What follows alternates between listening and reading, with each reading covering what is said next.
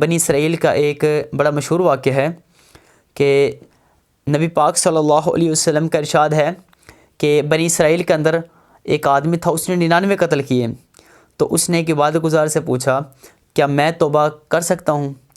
تو عبادت گزار نے کہا کہ نہیں، آپ توبہ نہیں کر سکتے۔ تو اس آدمی نے عبادت گزار کو بھی قتل کر دیا اور 100 پورے ہو گئے۔ پھر ایک عالم سے پوچھا کہ میں نے 100 قتل کیے ہیں، کیا میں توبہ کر سکتا ہوں؟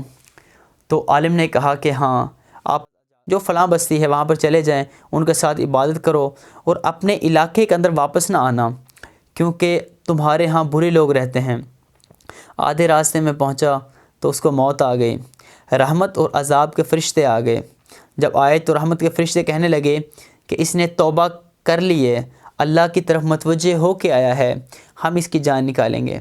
عذاب کے فرشتوں نے کہا کہ نہیں، اس نے کبھی کوئی نیک عمل نہیں کیا، اس کی جان ہم نکالیں گے۔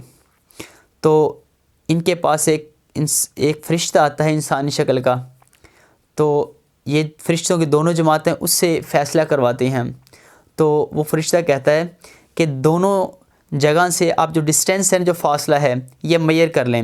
اگر یہ نیک لوگوں کی بستی کے قریب ہے تو رحمت کے فرشتے اس کے جان نکال لیں، اور اگر یہ برے لوگوں کی بستی کے قریب ہے تو جو عذاب والے فرشتے ہیں وہ اس کی جان نکالیں۔ تو جب میئرمنٹ کی گئی تو یہ نیک لوگوں کی بستی کے قریب تھا، تو اس کے رحمت کے جو فرشتے جو جگہ تھی نا ان کے قریب تھا۔ جب اس کو موت آئی نا تو اس کے اندر ایک خوبی تھی کہ یہ گھسیٹ کر، یعنی کہ سینے کا بل گھسیٹ کر رحمت کی جو نیک لوگوں کی بستی ہے نا ان کی طرف یہ دوڑا تھا۔ تو اللہ نے اپنے فضل سے جو نیک لوگوں کو جو بستی کی طرف جو ڈسٹینس نا فاصلہ تھا یہ سکیڑ دیا، اور جو گناہگار لوگوں کی بستی کی طرف تھا تو وہاں سے دور کر دیا۔ یہاں سے ایک چیز ہے کہ ہمیشہ جو مسئلہ ہے نا وہ کسی مولوی سے، قاری سے نہیں پوچھنا چاہیے، بلکہ عالم سے، مفتی سے پوچھنا چاہیے۔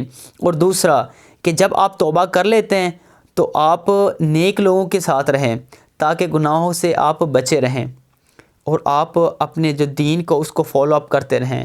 اگر بروں کی جب محفل میں جائیں گے تو دوبارہ پھر آپ برے ہی بن